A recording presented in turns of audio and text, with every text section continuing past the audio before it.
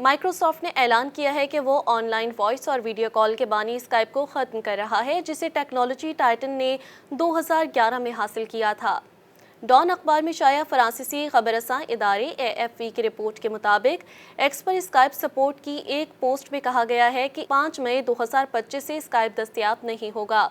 صارفین کو اس کے خدمات کے مزید استعمال کے لیے مائکروسافٹ کے ٹیمز پلیٹ فارم میں سائن ان کرنے کی ہدایت کی گئی ہے۔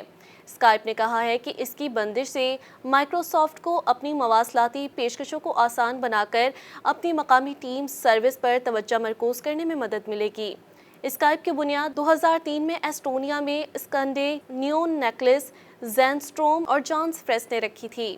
اسکائپ نے کمپیوٹر کے مابین مفت وائس کالز، لینڈ لائن اور موبائل فون پر کالز کے لیے سستی قیمتوں کی پیشکش کر کے انٹرنیٹ مواصلات میں انقلاب برپا کر دیا تھا۔ جیسے جیسے انٹرنیٹ کی رفتار میں بہتری آئی، اسکائپ میں ویڈیو کالز، فوری پیغام رسانی، فائل شیئرنگ اور گروپ مواصلات کی خصوصیات شامل کی گئیں۔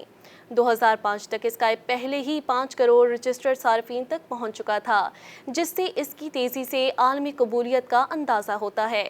آن لائن نیلامی سائٹ ای بے نے 2005 میں اسکائپ کو تقریباً $2.6 ارب میں خرید لیا تھا، لیکن متوقع ہم آہنگی کبھی ختم نہیں ہوئی اور 2009 میں ای بے نے سرمایہ کاروں کے ایک گروپ کو اکثریتی حصص میں فروخت کیے، جنہوں نے اسے مائکروسافٹ کو فروخت کر دیا۔ حالیہ برسوں میں خاص طور پر اسمارٹ فون کے عروج کے بعد اسکائپ میٹا ملکیت والے واٹس ایپ اور زوم جیسے نئے حریفوں کے ساتھ مائکروسافٹ کی ملکیتی ٹیمز کے مقابلے میں اپنی جگہ برقرار رکھنے میں ناکام رہا۔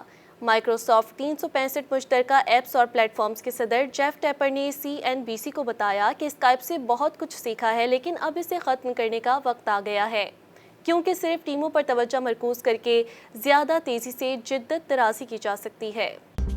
مزید نیوز اپ ڈیٹس اور ڈیجیٹل سٹوریز کے لیے سبسکرائب کریں ڈان نیوز پاکستان۔